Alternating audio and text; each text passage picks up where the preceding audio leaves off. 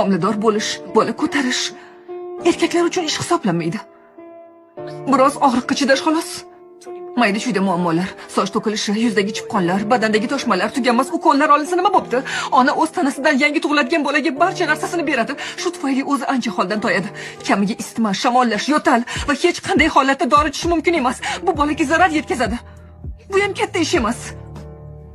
Sevimli kiyimlaringizni kiya olmaysiz, hech nima to'g'ri kelmaydi. Sevimli ovqatingizni yeya olmaysiz, shunga ruxsat yo'q.